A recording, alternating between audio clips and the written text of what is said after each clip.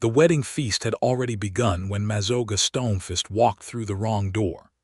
Nathan Cooper saw it happen from behind the bar, saw the moment she stepped into the Crossroads Inn's main hall, instead of the private dining room, where Lord Aldrich's people had set the treaty table, and he watched every human head in the room swivel toward her like compass needles yanked north by iron. The conversations died in stages, the way candle flames die when you walk quickly past them, one after another going out. Someone's fork scraped against a tin plate, and the sound was enormous in the sudden quiet. She stood in the doorway with her chin up, and her dark green eyes moving across the room as though she were cataloging threats, which Nathan supposed she was. She was orc, unmistakably so tall, broad-shouldered, with the subtle gray-green cast to her skin that turned almost silver in the lantern light, and two short tusks that curved up from her lower jaw like the handles of something expensive.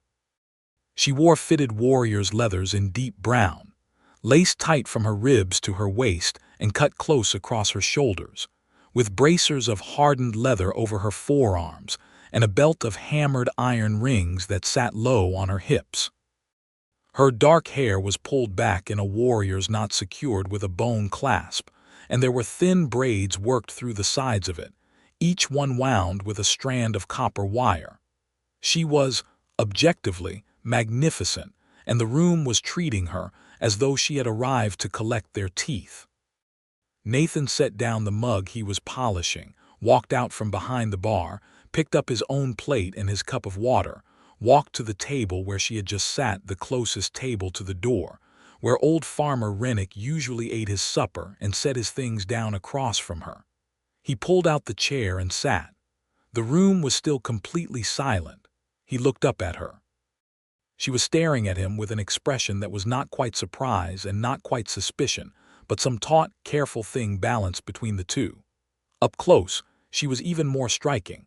The line of her jaw was strong, her eyes were extraordinarily clear, and she held herself with the contained stillness of a person who had learned that moving slowly in a room full of hostile strangers was better strategy than moving fast. "My cook made potato soup tonight," Nathan said. "It is better than it sounds.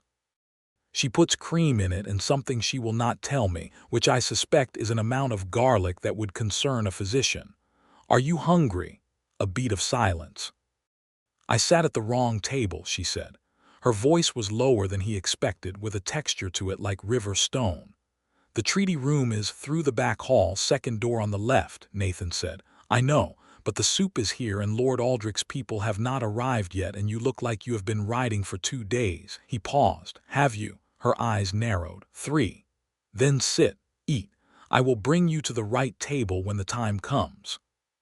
She looked at him for a long moment, looked at him in the way that Nathan had come to recognize as the specific assessment of a person, deciding whether you were genuinely kind or performing kindness as a trap.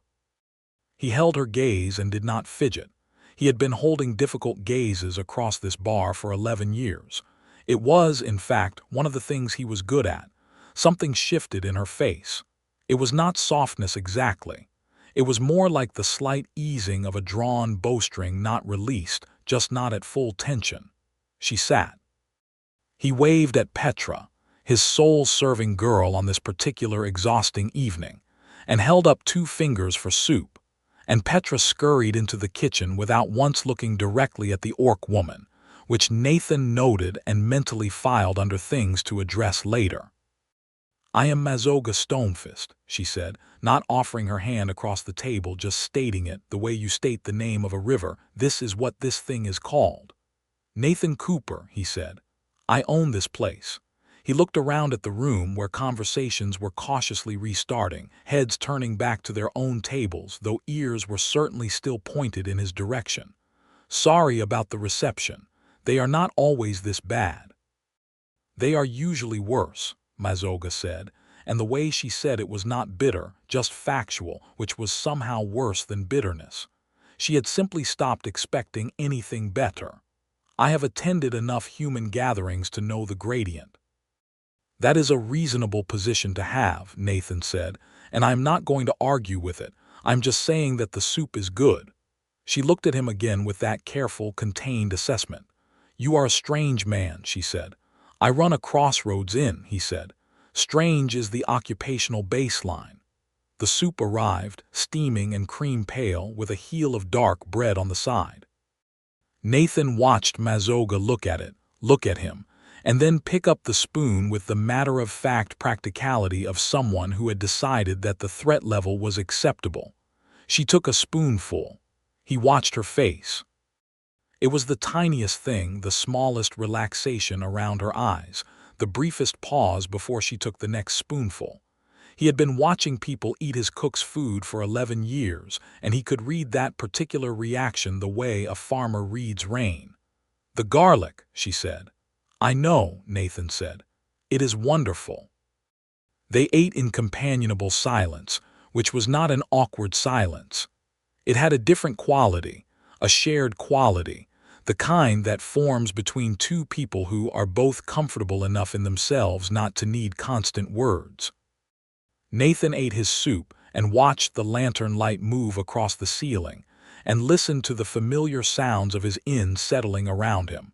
The creak of the timbers, the low murmur of conversations, the distant clang of Petra collecting empty plates.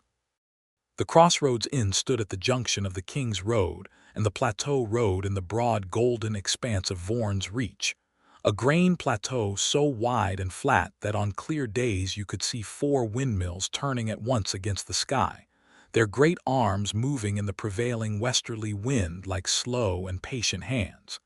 It was not a glamorous posting for an innkeeper. It was a lonely one. But Nathan had inherited it from his uncle at 22, and he had put 11 years of work into it. And in those 11 years the Crossroads had become the only reliable shelter between the eastern cities and the Stonefist clan's territory in the western highlands. Which was, he was increasingly aware, exactly why Lord Aldrich had chosen it as the treaty venue. "Tell me about this arrangement," Nathan said, when the soup was half gone and the silence had stretched long enough that speaking felt natural. "Not the political parts, the parts they do not put in the official letters." Mazoga looked up from her bowl. "Why would you want to know?" "Because you are going to be staying here for the duration of the negotiations," Nathan said. "And the treaty, if it holds, is going to bring more Stonefist people through my roads. And because," he stopped, reconsidered, started again more honestly, "because you sat in my dining room and nobody spoke to you, and that seemed like the kind of loneliness a person should not have to eat soup in alone." She was quiet for a moment. The copper wires in her braids caught the lantern light. "The arrangement," she said finally, "is that Lord Aldrich's house and the Stonefist clan have been at each other's borders for 6 years. There have been raids on both sides. People have died on both sides. Someone decided that a marriage would settle it, a physical alliance, one of Aldrich's blood to one of the Stonefist blood, to give both sides a reason not to go to war." She took a spoonful of soup. "I'm the Stonefist side of that equation. And the Aldrich side. His nephew, apparently. I have not met him. What do you know about him?" "That he is 24 and that Aldrich controls his purse," Mazoga said, "which tells me most of what I need to know." Nathan was quiet for a moment. "And you agreed to this?" It was not quite a question. The way she held herself, that contained, deliberate stillness, did not read like someone who had been forced into anything easily. She read like someone who had made a hard calculation and was living inside it. "Warchief Stonefist is my mother's brother," Mazoga said. "The clan's winter stores are low. 2 of our highland passes are blocked by Aldrich's soldiers. My people are—" She stopped, restarted. "I agreed," she said simply. "That is enough." Nathan looked at her across the table. This woman who had ridden 3 days to sit at the wrong table in a stranger's inn, to eat soup in silence, to go and marry a man controlled by his uncle for the sake of grain routes and mountain passes. And he felt something move in his chest that was not pity, because she would have hated pity, but was adjacent to it. It was something older and quieter, recognition maybe, the particular recognition of one person who has swallowed something hard and gotten on with it for another person doing the same. "The private dining room will be ready in an hour," he said. "Until then, finish the soup." She looked at him, and this time there was something different in it, not just assessment, something that might have been the very early beginning of trust. "You are," she started. "Strange," he said. "You mentioned." And she laughed, a short, genuine burst of it that she seemed slightly surprised by herself, one hand coming up to cover it reflexively, a gesture so purely self-conscious and human that it rearranged something in Nathan's chest and left it in a slightly different position. "Strange," she agreed, "but the soup is good." The negotiations were, as Nathan had privately anticipated, a disaster. Lord Aldrich's nephew arrived the following morning on a horse that cost more than Nathan's entire building, and he was exactly what Mazoga had deduced from the description. Young, uncomfortable in his own authority, and looking to his uncle's representative, a cold-eyed man named Reeve Harston, for every cue.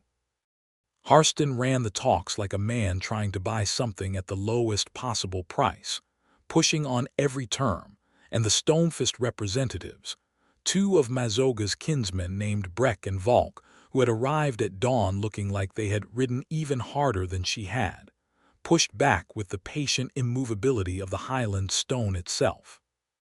Nathan watched most of it from the doorway of the private dining room, pretending to refill the water pitcher, which he refilled approximately 11 times over the course of the morning.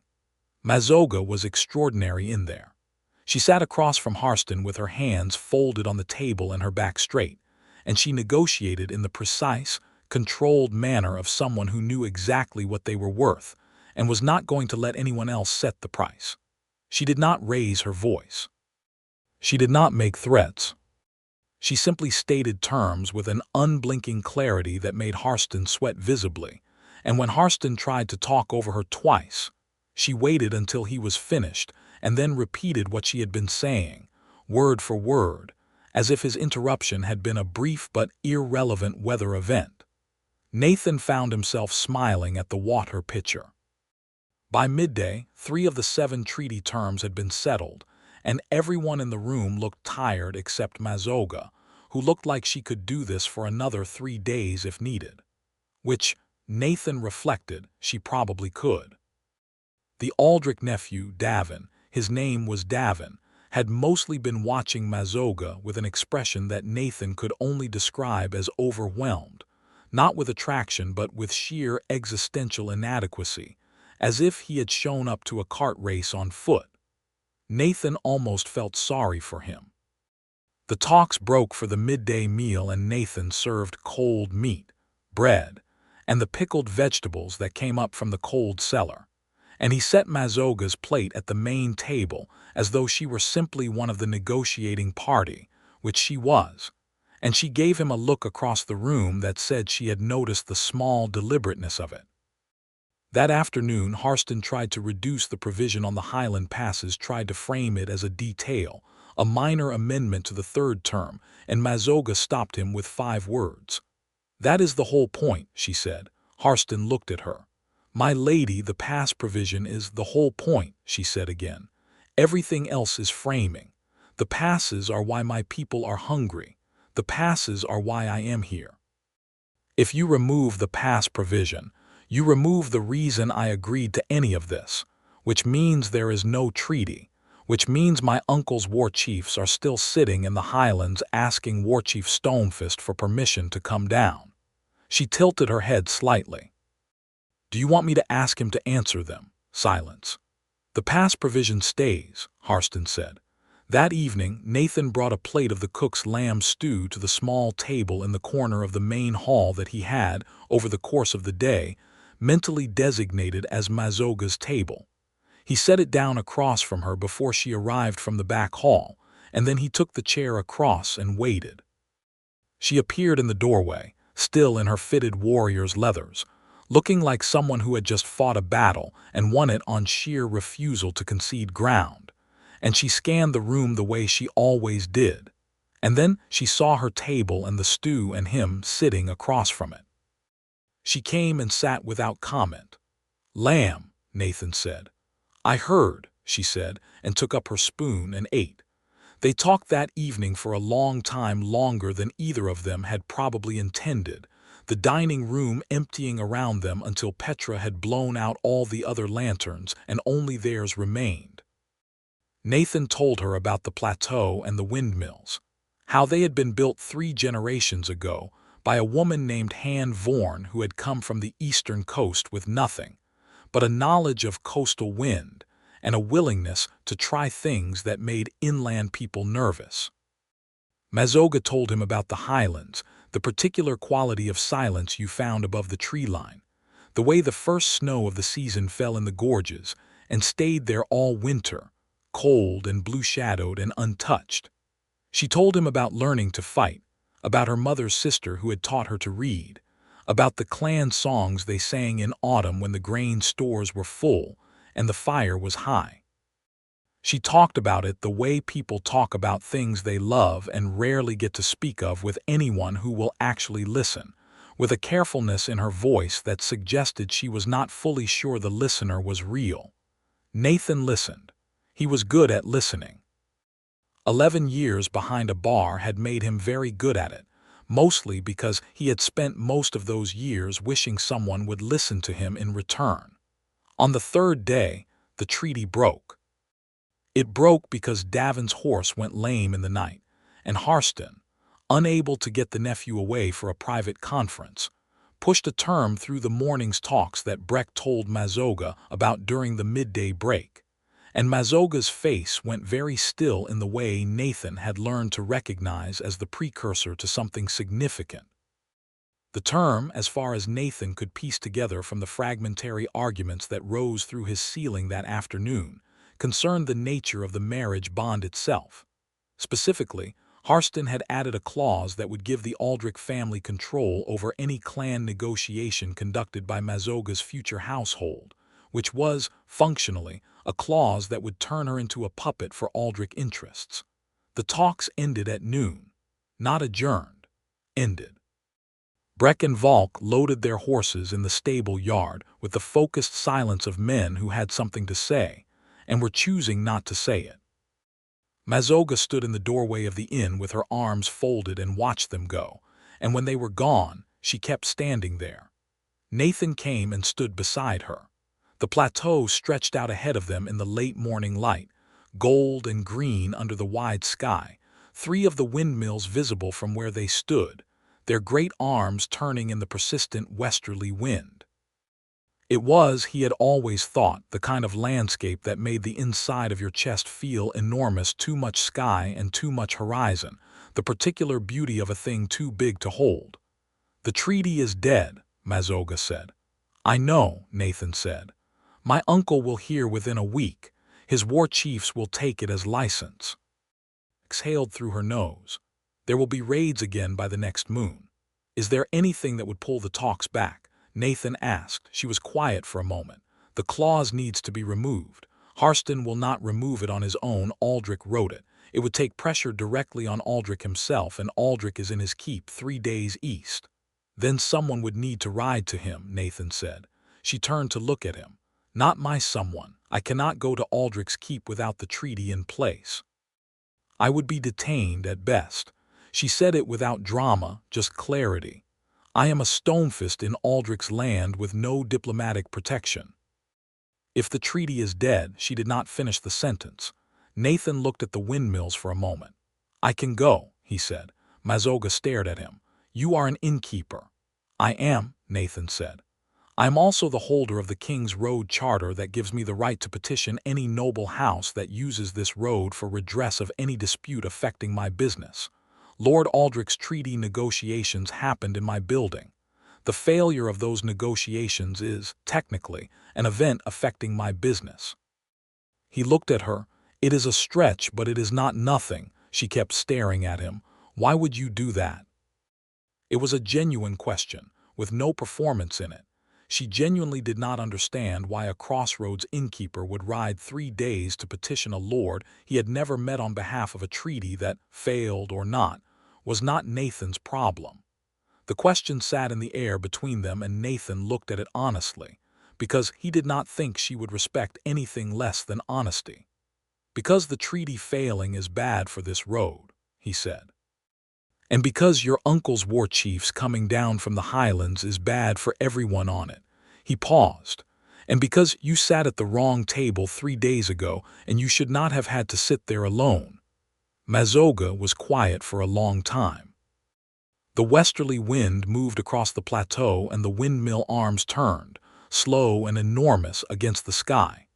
You are a very strange man, she said, and her voice had something in it that had not been there before, something that was not quite warmth yet but was heading in that direction, the way the sky heads toward dawn hours before you can actually see it. You keep saying that, Nathan said. It keeps being true, she said. He rode east the next morning, carrying his charter and a letter from Mazoga that she wrote at his table by lamplight the night before, her handwriting precise and angular and nothing at all like he expected. She handed it to him when he was already mounted, standing in the stable yard in the gray early light, and she looked up at him with her clear dark green eyes and said, "Be careful, Nathan Cooper," in a way that landed differently than the words suggested, with a weight to them that lingered after she had gone back inside. He was back in 6 days.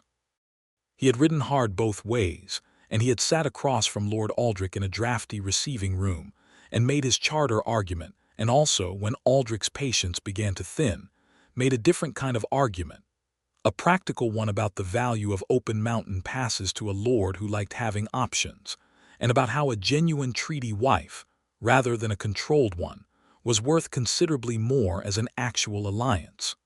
Aldrich was a pragmatic man. He had not liked being told, but he had ultimately listened, and the Harston clause had been struck. Nathan arrived back at the Crossroads Inn in the late afternoon, his horse blowing and tired, the plateau golden in the slanting light, 3 windmills turning against a sky turning toward orange. Mazoga was in the stable yard before he had even dismounted, which meant she had been watching the road, which meant something that he did not let himself think about too directly yet. "You did it," she said. "Aldrich agreed to strike the clause," Nathan said, sliding down from his horse. His legs were extremely unhappy with him. "The talks can restart when you are ready." She was looking at him with an intensity that was not the assessment look. It was something altogether different, something that had no distance in it at all. She stepped forward and caught his face in both her hands. Her palms were calloused and warm and large enough to cup his jaw completely, and she looked at him for one long, searingly honest moment. Then she pulled his face down toward hers and kissed him, hard and certain and entirely without hesitation, and Nathan stood very still in the stable yard of his own inn and kissed her back, with the kind of feeling that only comes when something you did not know you were waiting for finally arrives. She pulled back. She was still holding his face. Her eyes were very close and very clear. "You rode to Aldrich for me," she said. "I rode for the road charter," Nathan said. His voice was not entirely steady. "Nathan Cooper," she said, with a flatness that was somehow also completely warm. "Yes," he said, "I rode for you." She released his face and took half a step back and looked at him with the controlled stillness that he had learned was how she moved through a world that had given her few enough safe places to simply stand. But there was something in her eyes now that had not been there 6 days ago, something that had come loose or opened or been reached. "The talks resume tomorrow," she said. "Then tonight," Nathan said carefully, "maybe just dinner." The corner of her mouth moved. "You have lamb stew again." "I always have lamb stew. It is the plateau. There are a lot of sheep." "Then yes," she said, "dinner." The talks resumed and ran 4 more days, and this time Harston was more careful and Mazoga was, if possible, more precise, and on the afternoon of the 4th day the treaty was signed in Nathan's private dining room on a piece of heavy linen paper that smelled of the ink he kept in the supply room. Davin signed without looking at Mazoga. Mazoga signed without looking at Davin. Breck and Valk were the Stonefist witnesses. One of Harston's clerks was the Aldrich witness.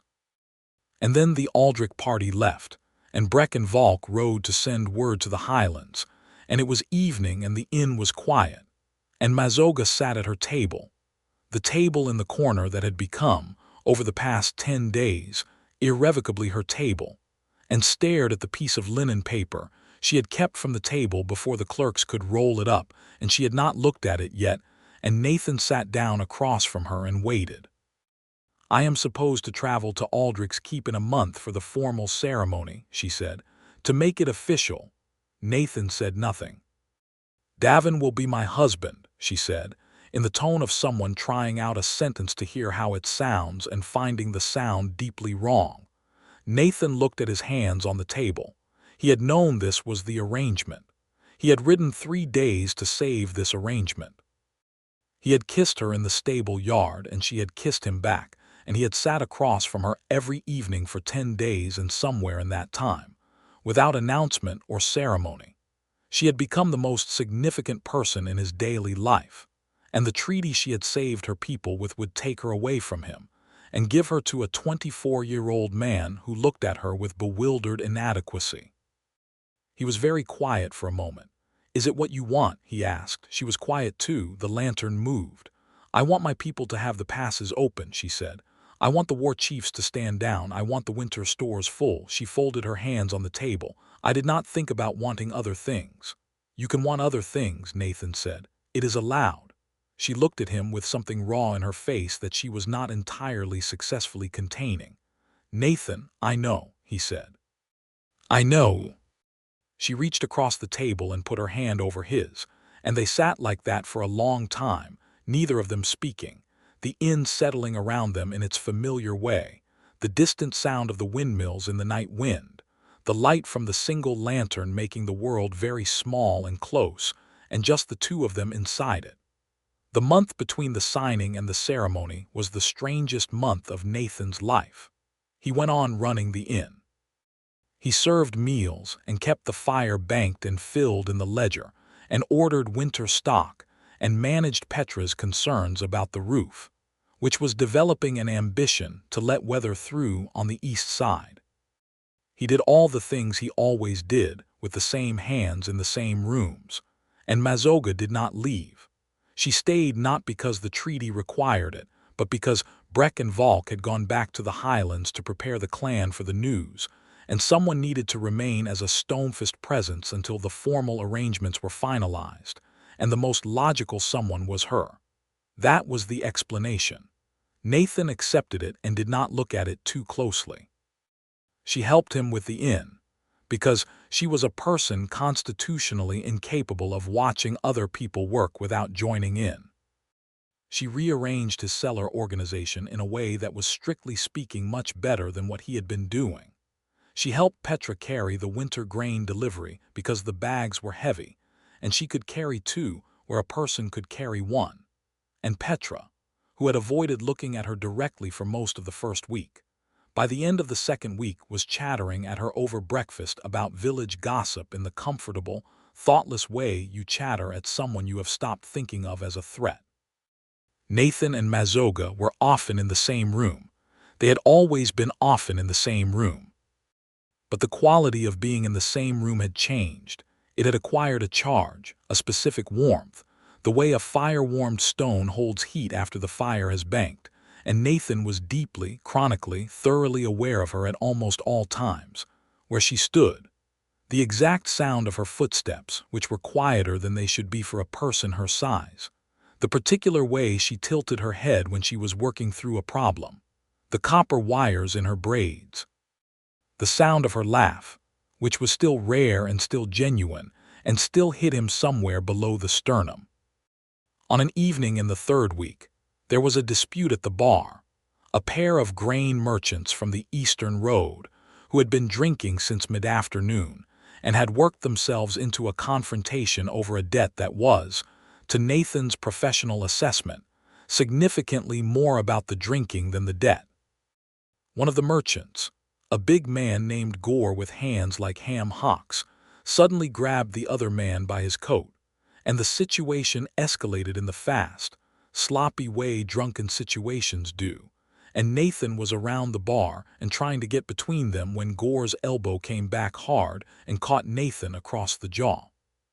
He went sideways, stars in his vision, and when things cleared, Mazoga was standing between him and Gore, one hand flat on Gore's chest, and she was not shouting or threatening.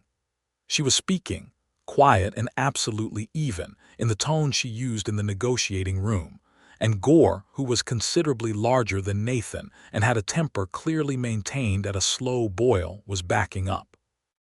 Because Mazoga Stonefist in that particular mood occupied space in a way that made backing up feel like the obvious correct choice.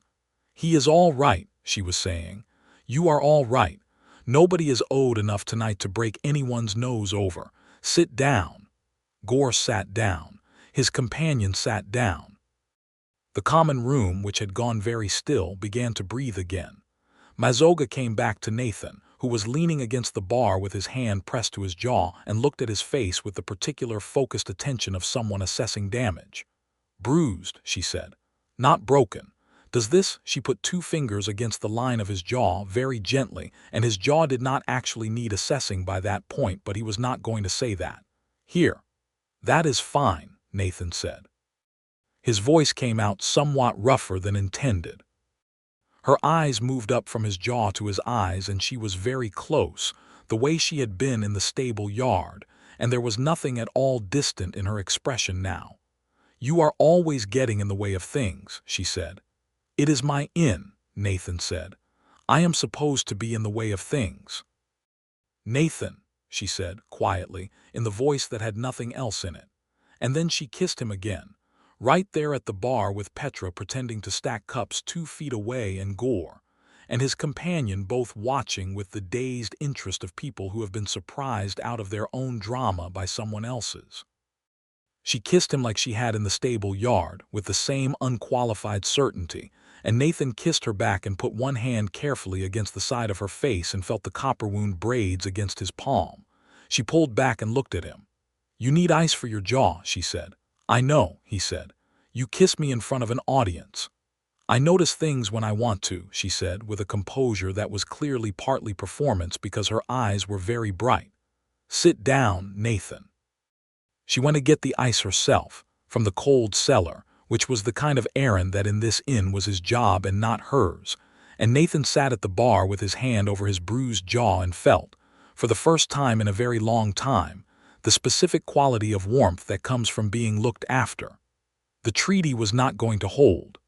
Nathan knew it before anyone told him, in the way you know a storm before you can see it, a shift in the atmosphere, a change in the quality of things.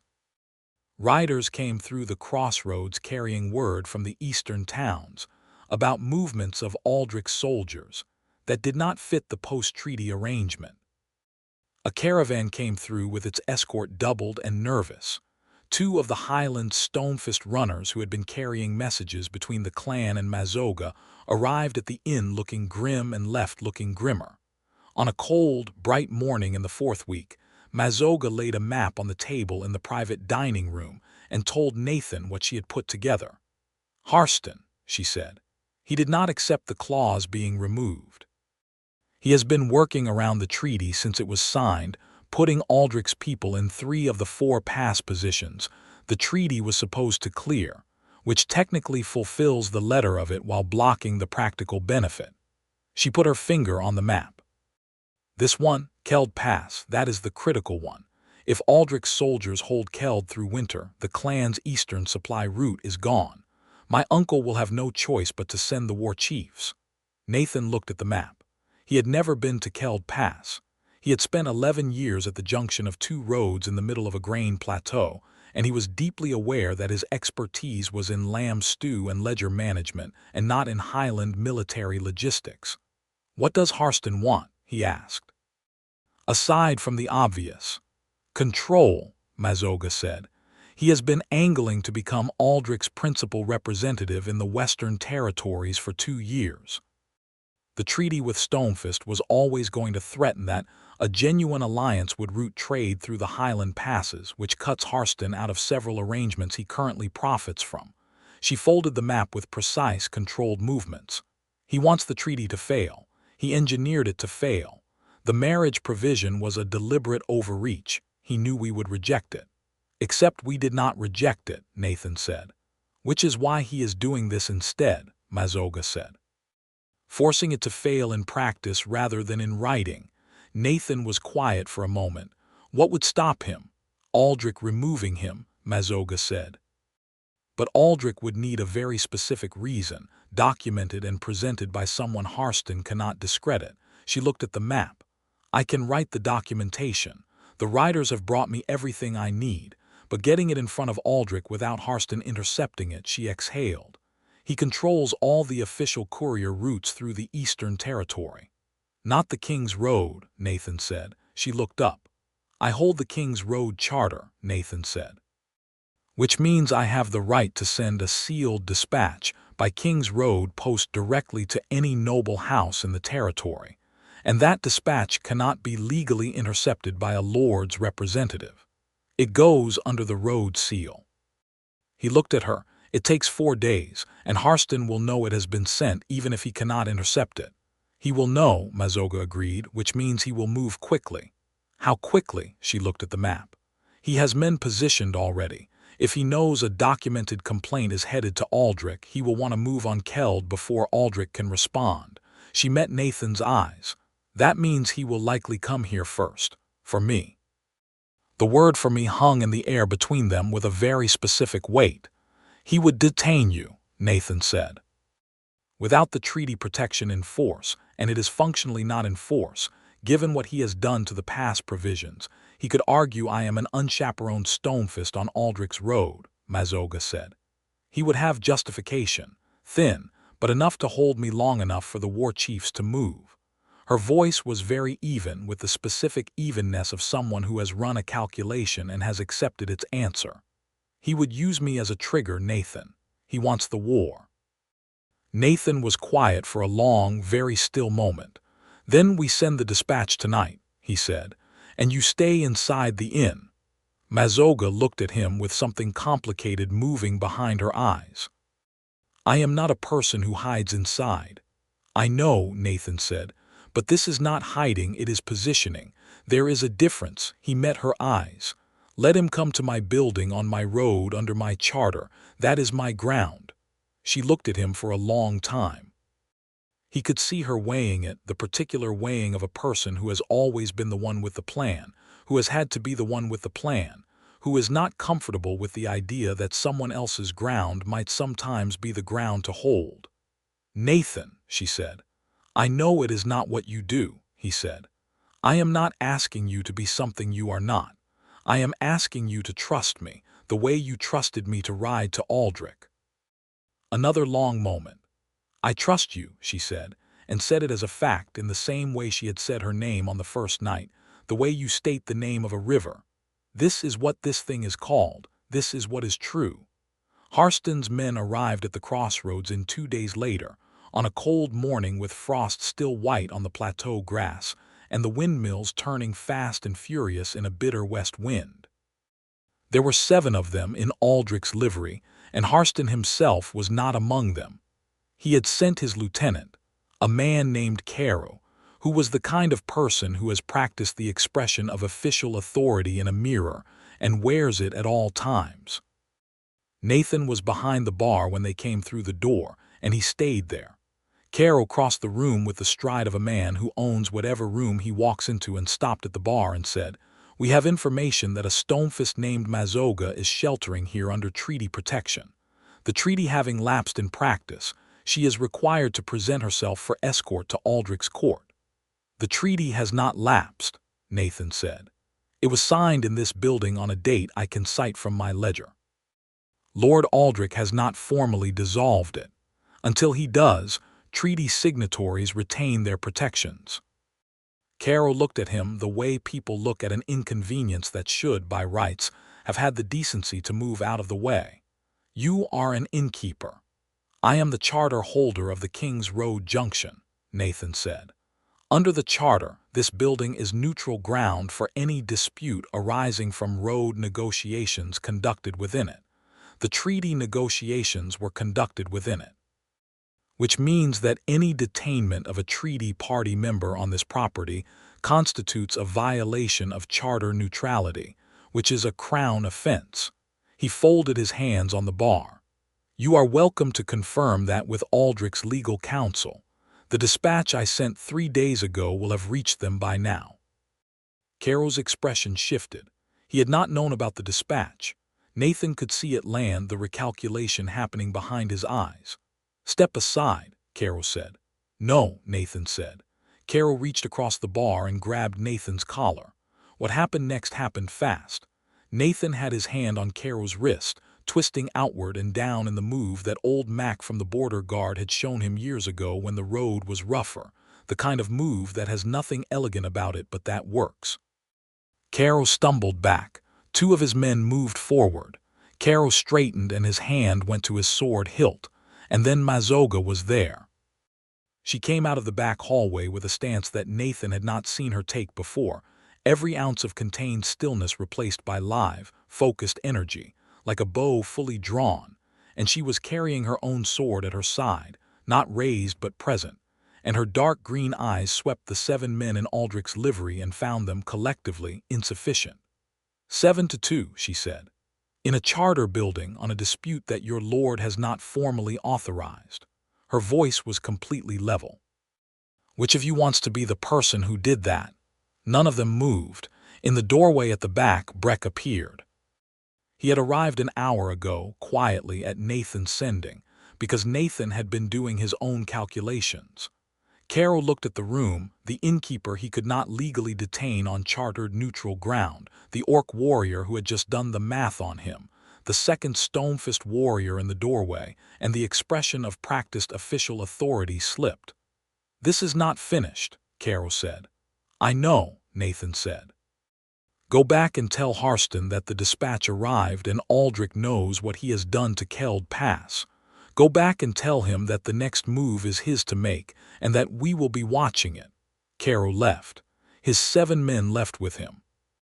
The sound of horses on the road outside moved away through the cold morning, and the common room was very quiet, and then it was just Nathan and Mazoga and Breck, and the frost on the plateau grass outside. Mazoga turned to look at Nathan. He was aware that his collar was askew from Carol's grab, and that his hands were not entirely steady, which happens sometimes after the fact of a thing, when the body catches up with what the mind has been doing. She crossed to him in 3 strides and straightened his collar with both hands, her jaw set and her eyes very bright, and then she did not let go of it immediately. "You stayed at the bar," she said. "You did not move." "It is my bar," Nathan said. "Nathan," she said, with the same pressure in his name that she had used before.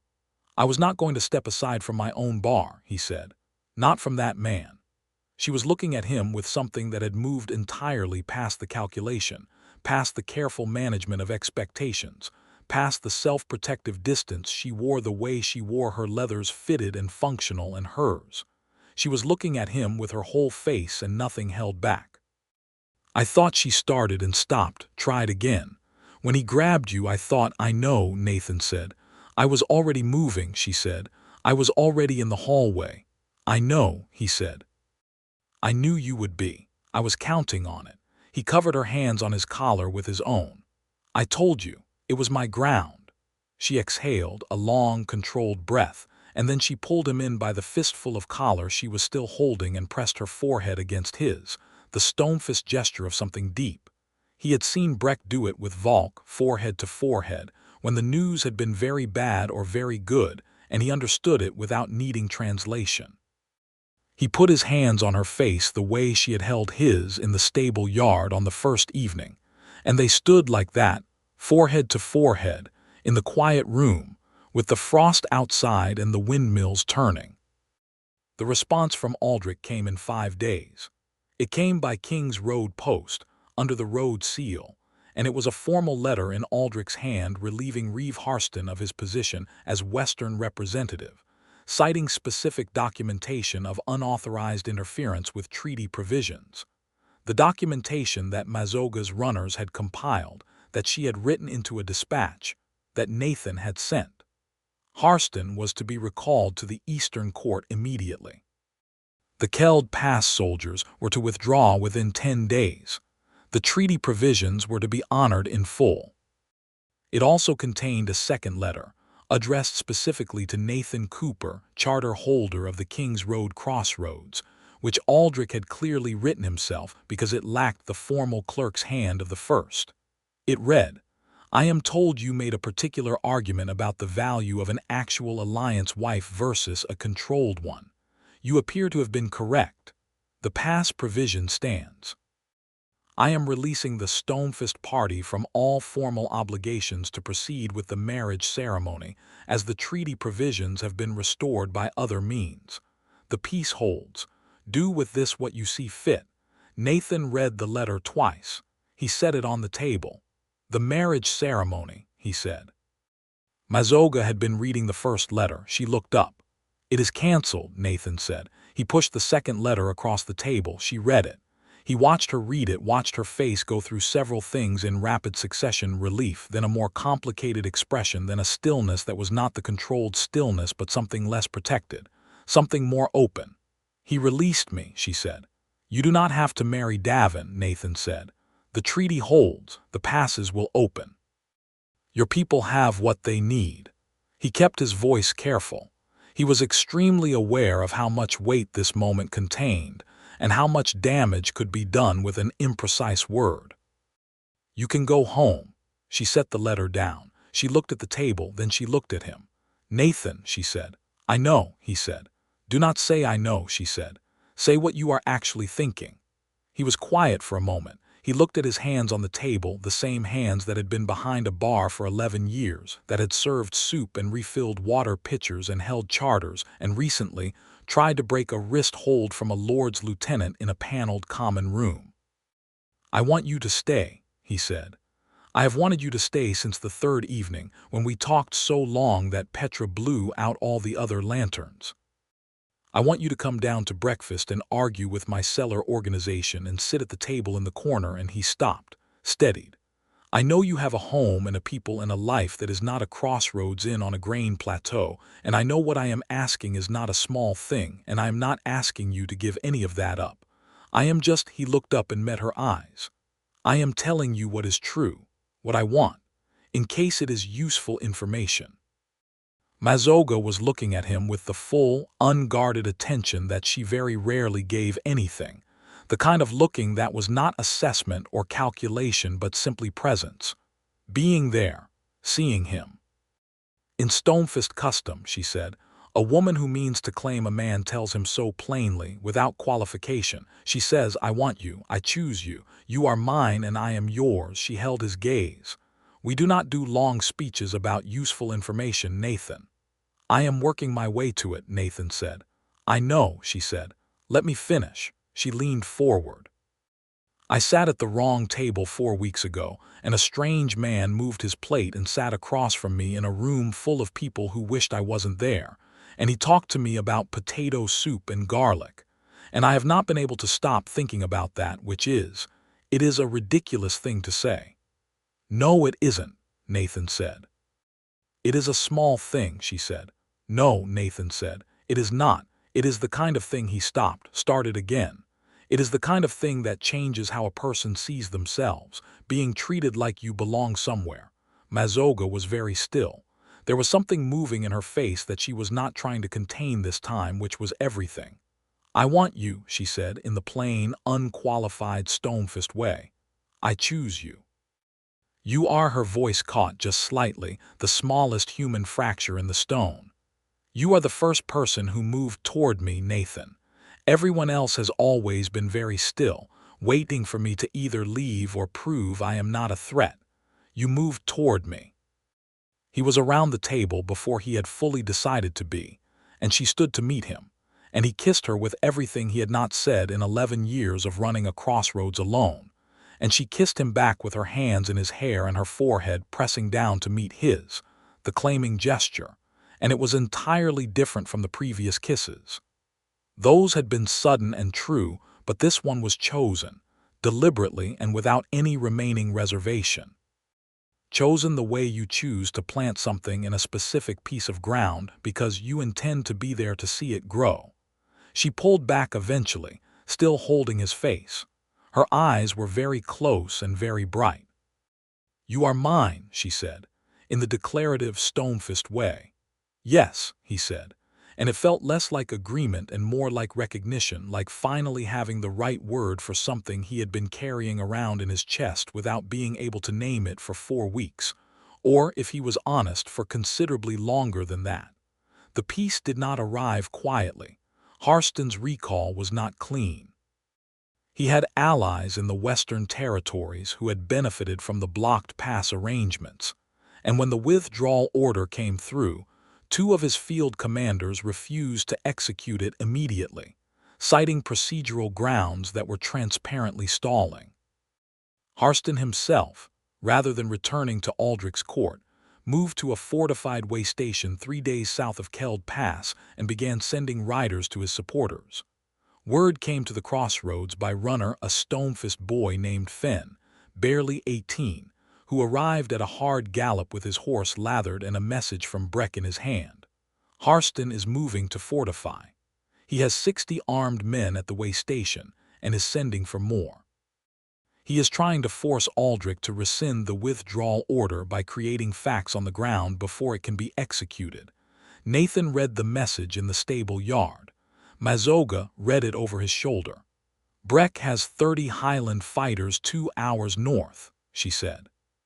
"If Harston moves on Keld with 60, Breck cannot hold the pass. If Breck cannot hold the pass, Harston can make the argument that the Stonefist are in violation first," Nathan said. "And Aldrich, trying to avoid looking indecisive, might accept that argument," Mazoga said. She folded the message with sharp, precise movements. "Harston needs one clear victory before Aldrich's enforcement reach catches up with him." Nathan was quiet for a moment. He was looking at the plateau, the wide gold-green expanse of Vorn's Reach, the windmills against the high autumn sky, the King's Road stretching east in one direction and north toward the highlands in the other. His road, his ground. "If I ride north with you," he said, "I am going into a situation where I am the least qualified person present." "Yes," Mazoga said, "and my contribution would be witness," she said. "Charter witness. You hold the road charter. If you are present and Harston's men attack a treaty party under charter escort, it is a documented crown violation that Aldrich cannot ignore even if he wants to. It removes his ability to equivocate." She looked at him. "You are a legal weapon, Nathan. The most useful kind." He looked at her for a long moment. "I have never," he said, "been called a legal weapon before." "You have many undiscovered qualities," she said. They left within the hour. Young Finn went ahead to carry warning to Breck. Mazoga rode with her sword at her hip, and the calm, focused energy that Nathan had come to associate with her at her most capable. And Nathan rode beside her on his road-steady horse and kept pace, and did not think too hard about the 60 armed men they were riding toward. They reached Breck's position in the late afternoon, a ridge of highland stone above the southern approach to Keld, with 30 Stonefist fighters arrayed in the natural cover of the rock outcroppings, close enough to the pass to see the mouth of it, close enough to see that Harston's advance riders were already there, testing the approach. Breck gripped Mazoga's arm in the clan greeting and looked at Nathan with the assessing expression he always used, which was slightly less hostile than it had been a month ago but still attentive. 60 men, Breck said. "Maybe 70. They have a field piece." A field piece. Nathan had hoped not to hear that. "Where?" Mazoga said. "South slope," Breck said. "It cannot traverse, the angle is wrong, but it is positioned to cover the pass entrance. Anyone trying to reach the pass has to cross its field." "Where's the charter witness position?" Nathan asked. Breck and Mazoga both looked at him. "If I need to be in visible range to function as a charter witness, where does that put me?" Nathan said, "And where does that put me relative to the field piece?" A pause. "Within range," Breck said, "but outside effective range if they keep it aimed at the pass entrance." "If they keep it aimed at the pass entrance," Nathan said. "Yes," Breck said. Nathan looked out over the highland approach, the gray-green stone, the scrub, the pass entrance cutting between 2 stone walls like a door that had been built for something enormous. He thought about what Mazoga had said. Charter witness. Legal weapon. "The most useful kind." "All right," he said. "Tell me where to stand." What happened at Keld Pass happened over the course of a single, very long afternoon. Mazoga took the high ridge approach with half of Breck's fighters, using the stone outcroppings for cover, moving with the particular highland ease of people who had grown up on this kind of ground. Breck took the other half to the eastern approach. Nathan, with Finn at his shoulder and the king's road charter in a sealed tube under his arm, walked down the southern approach under the crossroads flag, a plain blue and white flag that was, technically, a recognized neutral banner under the charter protocols, in the same way the building was recognized neutral ground. He walked, in the open, down a slope that had a field piece at the bottom of it. His legs were not happy about this. He kept walking. Harston was at the way station, not at the pass, which was a piece of luck. Harston himself would not be present for what happened next. Caro was at the pass entrance, with his official authority expression firmly in place and approximately 40 of Harston's soldiers behind him. Nathan walked to within speaking distance and stopped. "King's Road Charter," he said, holding up the tube. "Neutral witness under the road protocols. I am here to document the status of the Keld Pass withdrawal under Lord Aldrich's directive dated." He cited the date of Aldrich's letter, which he had memorized.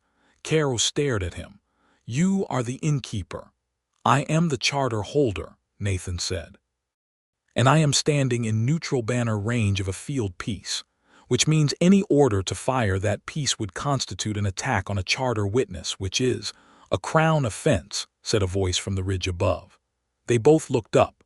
Mazoga was on the ridge above them in full view, backlit by the high sky, her sword drawn and held at rest, with Breck's fighters visible in the rocks on either side, not attacking, not advancing, positioned.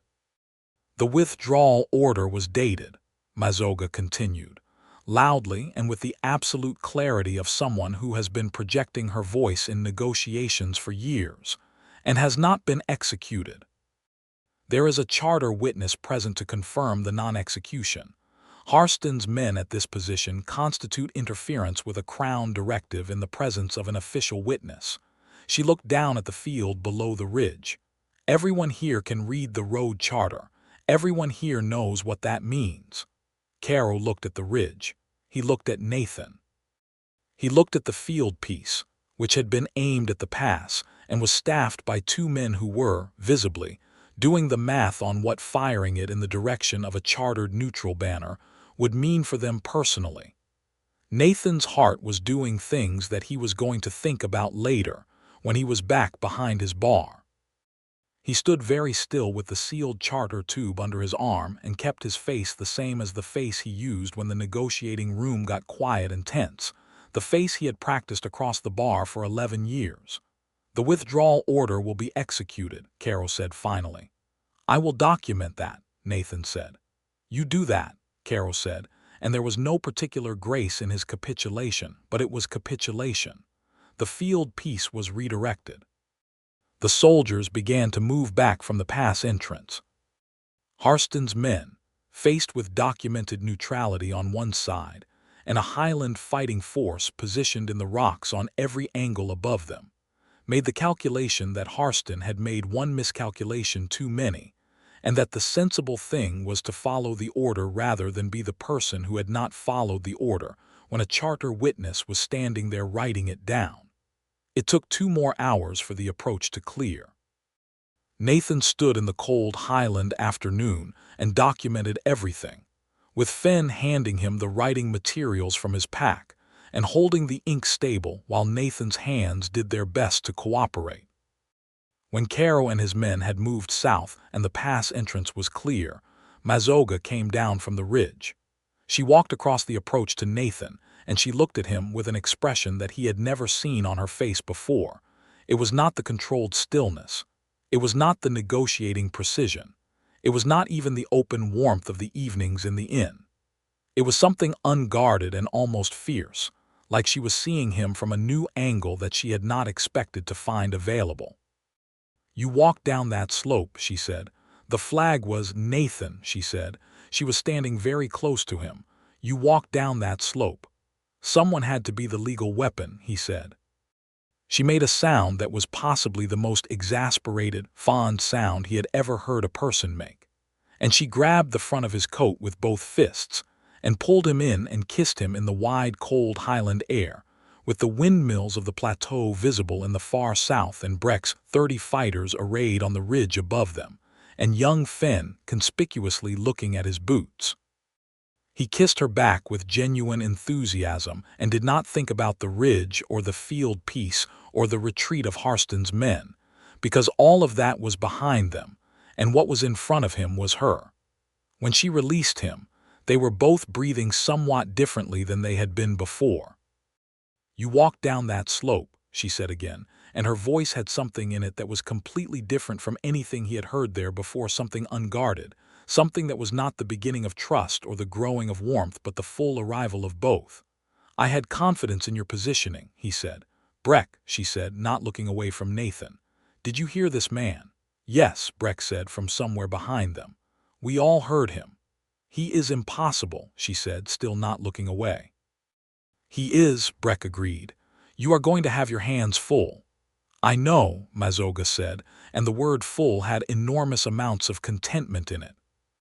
That night, with the pass cleared and Breck's runners already heading south with news that would reach Aldrich's court by the next week and make Harston's position entirely untenable, they made camp on the ridge, Breck's fighters and Fenn and the two of them, with a highland fire and dried meat, and the particular sky that Nathan now understood what Mazoga had meant, because above the tree line the stars were different, more crowded and more clear, the sky doing its best work with no competition from anything below.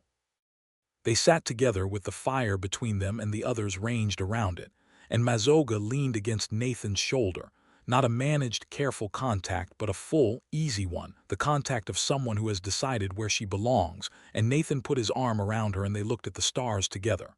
"Harston's finished," Mazoga said at some point, not gloating, just noting. "Yes," Nathan said. "The pass will open within the month." "Yes. My uncle will have the eastern supply route by winter." "Yes," she was quiet for a moment. "The Crossroads Inn is on the King's Road Junction." "It is," Nathan said. "Which means the Stonefist supply routes, once the pass is open, will go through the King's Road Junction." "They will," Nathan said, carefully neutral, "which means there will be considerable Stonefist traffic through the Crossroads." "I would expect so." "Which means someone should be there," she said.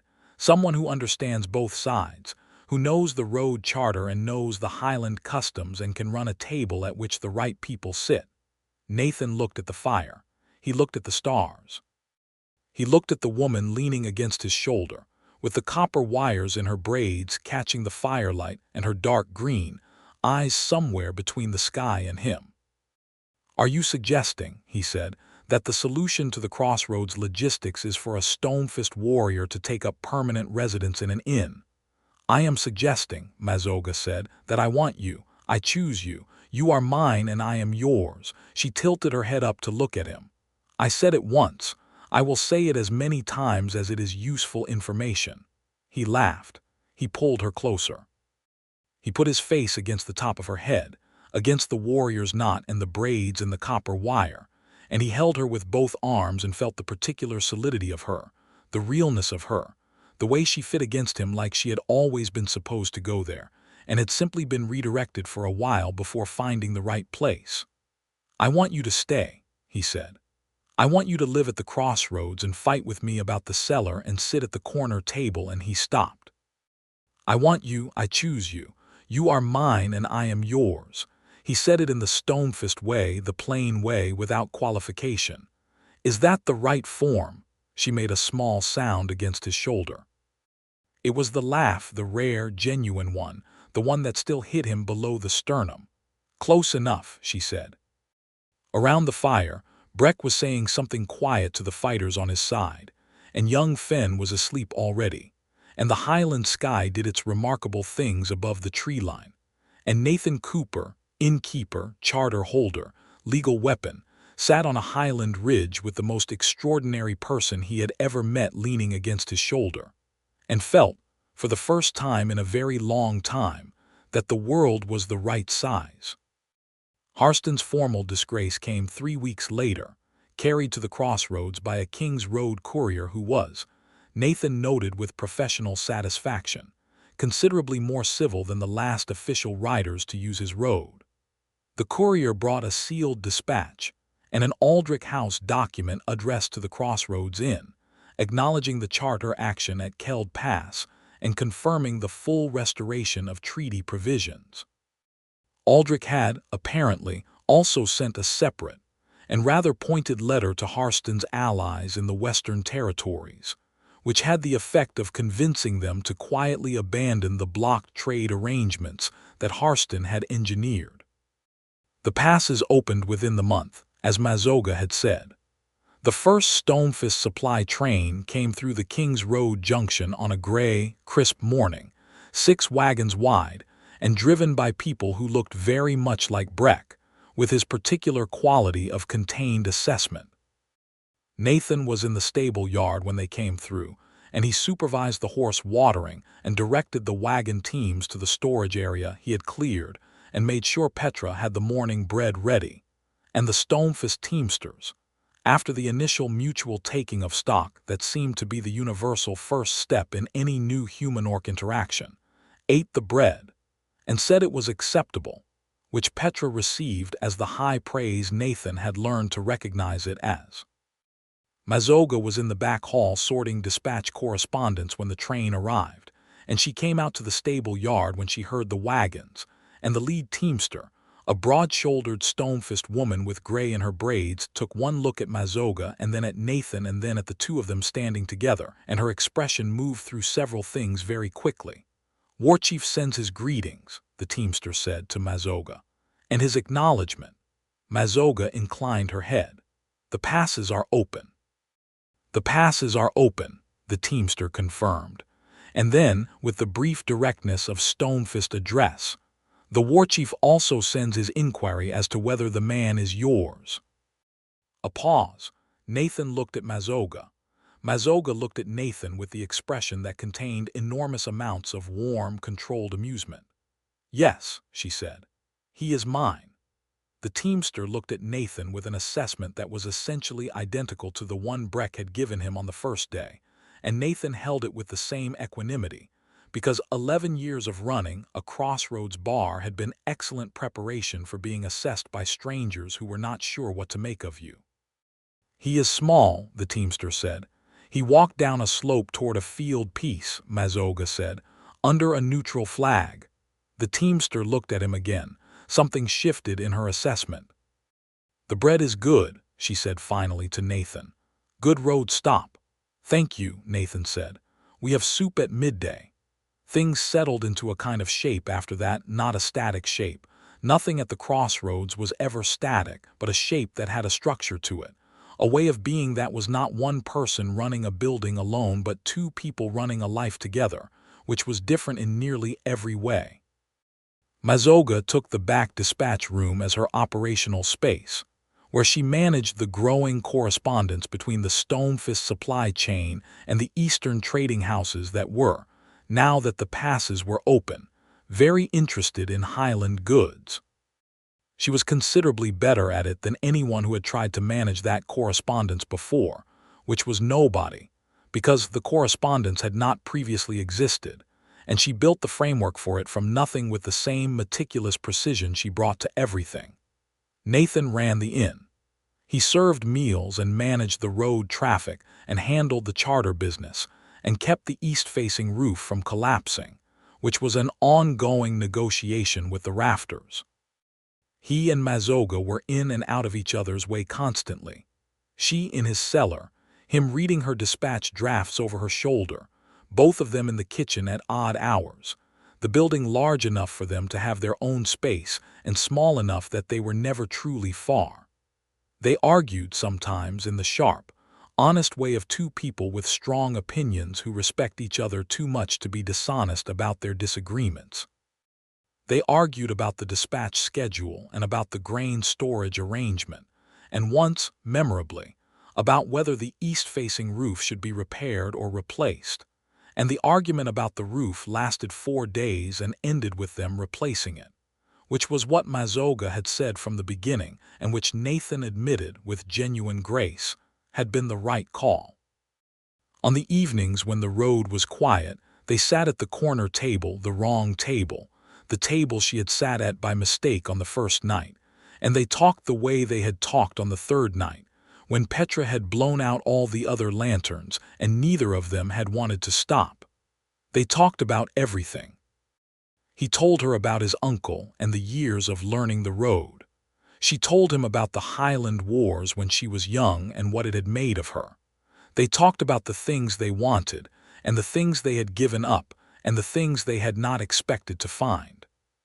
She told him one evening about the Stonefist binding mark, the custom where a clan warrior who had claimed a partner marked them in a traditional way, a small thing, a copper band worn on the left wrist, exchanged between them as a declaration of permanent choosing. She said it without looking at him, describing it as custom, as something that existed in the world. Nathan reached across the table and put his left wrist in front of her. She looked at it. She looked at him. "Are you asking?" she said. "I thought you were the one who does the claiming," he said. She looked at him for a long, searching moment. Then she reached into her belt pouch and produced, not improvised or sudden but there, present, as though she had been carrying it, 2 thin copper bands, the kind wound with a simple pattern, the kind she wore in her braids. "I have been carrying these for 2 weeks, she said, with the precise, slightly embarrassed clarity of a person stating a fact they would rather not have to state. 2 weeks, Nathan said. "I was waiting for the right moment," she said. "You were nervous," Nathan said. "I am never nervous," she said with zero credibility. "Mazoga," he said. She exhaled. "I was nervous," she said. You are the first person I have wanted to ask, wanting something from someone." As it opened, she stopped. She was looking at the copper bands in her hand. "It is easier not to want things." "Yes," Nathan said. He understood that entirely. 11 years of running a building alone because it was easier not to want things that were not there, but harder in the long run. She looked up at him. "Yes," she said, "in the long run." She put one of the copper bands on his left wrist, with her hands very steady and her eyes very clear, and he took the other from her palm and put it on hers, and she turned her wrist in the lamplight and watched the copper catch it, and he watched her face watching it. He reached across and took her hand, the one with the copper band, and held it on the table. "You sat at the wrong table," he said. She laughed, low and warm and entirely genuine. "I sat at the wrong table," she agreed. "Best wrong turn I have ever seen," Nathan said. She squeezed his hand. Her dark green eyes were very bright. "Strange man," she said. "You are going to keep saying that. It keeps being true." "I know," he said. "I am going to keep being fine with it." She leaned across the table and kissed him, at the corner table, with the lantern making the world small and warm and just them inside it. And outside, the crossroads in the plateau grass moved in the westerly wind, and the windmills turned their great arms against the evening sky, patient and enormous and entirely unhurried, the way things turn when they have all the time they need. The final word from Harston came 6 days later. Not a message, but a formal court notice, printed on Aldrich's seal, delivered by King's Road Post along with 3 other standard road documents and a supply invoice. Harston had been stripped of his Western Territory appointments and confined to the Eastern Court under formal censure. His allies had withdrawn. The Keld Pass was operating under treaty provisions. The supply routes were open and functioning. The border between the Highland Stonefist territory and Aldrich's western lands was, for the first time in 6 years, a line rather than a wound. Nathan read the notice and set it on the bar and called Mazoga from the back hall and showed it to her. She read it once quickly, then she set it down. Then she looked at him, and he looked at her, and they both started laughing at the same moment. Not the polite, careful laugh of people keeping things in proportion, but the real one, the full one, the kind of laugh that comes out of an enormous amount of compressed tension, finally finding nowhere to go but up. It came out of her in the warm, genuine burst that he loved, and out of him in the way it came out of people who had not laughed like that in years, and they stood at the bar of the crossroads laughing at a formal court notice until Petra appeared in the kitchen doorway to see what was happening. "The treaty held," Nathan managed. "We know," Petra said. "You do not need to laugh about it at the bar." "Yes, we do," Mazoga said and started again, and Nathan went with her helplessly, leaning against his own bar with tears in his eyes at the specific absurdity and relief of it. The months of negotiation, the wrong table, the soup, the stable yard, the roof dispute, the highland ridge and the stars, the copper bands, all of it leading to a formal court notice on a Tuesday morning in a crossroads inn in the middle of a grain plateau. With the windmills turning in the west wind outside and the person he had been waiting for, without knowing he was waiting, leaning against the bar beside him and laughing. When they stopped, they were both slightly breathless, and Mazoga was wiping the corner of her eye with the back of her copper-banded wrist in the self-conscious way she had, and Nathan was grinning in the way he did not usually let himself grin in daylight. "So," she said. "So," he said, "the treaty is holding. The treaty is holding. The passes are open. The passes are open. Harston is finished. Harston is thoroughly finished." She looked at him across the bar, at the man who had moved his plate and sat down across from her in a room full of people who wished she was not there, who had ridden 3 days to petition a lord on her behalf, who had walked down a slope toward a field piece under a neutral flag, who had put his wrist across a table at the right moment and his left hand over hers without any further hesitation. "So," she said again, and this time the word had everything in it. "What do we do now?" Nathan looked out through the door at the plateau, the gold-green grass, the King's Road stretching east and north, the windmills turning in the October wind, the wide sky that made the inside of your chest feel enormous. He looked back at her. "There is soup at midday," he said. She laughed again, the best laugh he had ever heard, and put her hand over his on the bar, copper against copper, and the crossroads settled around them in its familiar way, the creak of the timbers, the distant wind, the smell of the cook's bread coming from the kitchen, the sound of the plateau morning moving through the open door. The wrong table had been exactly the right place. The world was, it turned out, exactly the right size.